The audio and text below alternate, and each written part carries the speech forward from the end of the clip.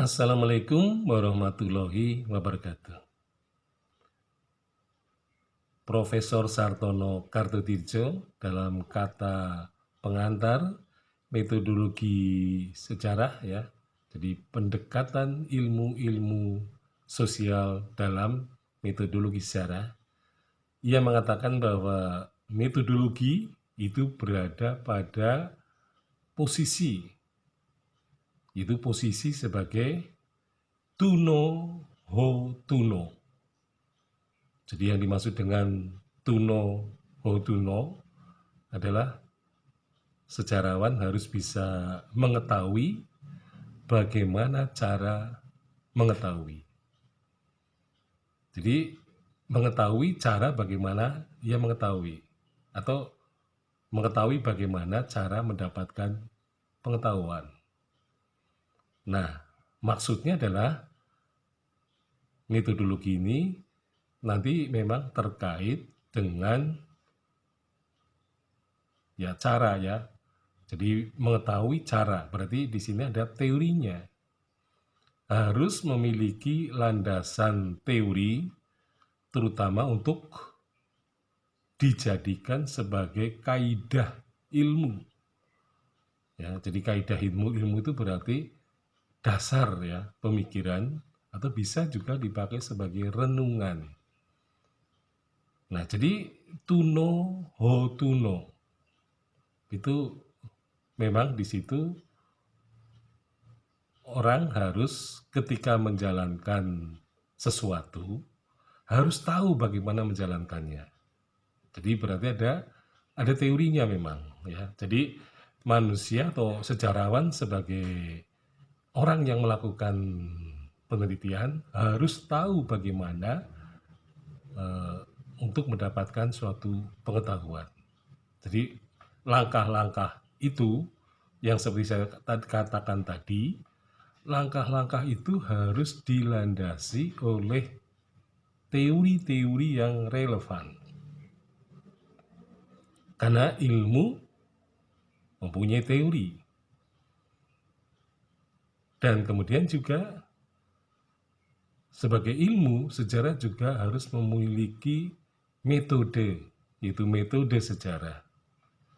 Nah, jadi kalau metodologi sejarah itu disebut tuno ho tuno, mengetahui untuk bisa mengetahui, mendapatkan pengetahuan, maka metode sejarah itu ho tuno, bagaimana mendapatkan pengetahuan.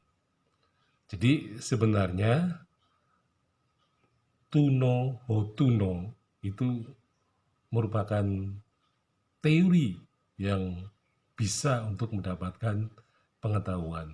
Nah, inilah yang terpenting dari pengertian metodologi secara sederhana ya.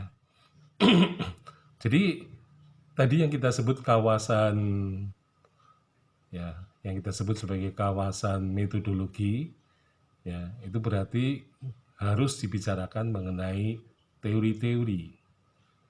Dan teori sejarah itu harus diberdayakan bersama-sama dengan teori-teori ilmu bantu. Nah, itulah yang kemudian di dalam metodologi ada satu lagi hal yang diperhatikan, yaitu pendekatan. Nah, pendekatan ini tentu terkait dengan teori-teori dari ilmu-ilmu bantu. Ya, jadi teori dalam ilmu bantu tentu saja akan memperkaya teori sejarah. Nah, sehingga wawasan seorang sejarawan tentu akan lebih maju ya daripada kalau ia hanya mengandalkan teorinya sendiri. Ya, meskipun pada dasarnya teori-teori sejarah itu memang sangat bergantung kepada keberadaan teori-teori ilmu-ilmu bantu di sekitar kita. Nah, jadi ternyata memang ilmu-ilmu itu juga akan memberikan sumbangan kepada sejarah tidak hanya di bidang teori, ya, tetapi juga di bidang metode. Jadi metode sejarah ini bisa dipertemukan dengan metode-metode ilmu lain, atau dalam arti ada perkawinan antar metode. Jadi perkawinan antar metode ini adalah merupakan bentuk pemikiran, bisa juga dalam bentuk teori ya, teori perkawinan metode-metode, sehingga nanti akan terbentuk metode sejarah yang lebih canggih ya. Artinya dengan perkawinan metode-metode ilmu-ilmu lain, ilmu bantu dengan ilmu sejarah, maka karya sejarah atau historiografi yang akan dihasilkan itu jauh lebih berbobot ya daripada kalau ilmu sejarah hanya mengandalkan metodenya sendiri, yaitu metode sejarah. Nah, dengan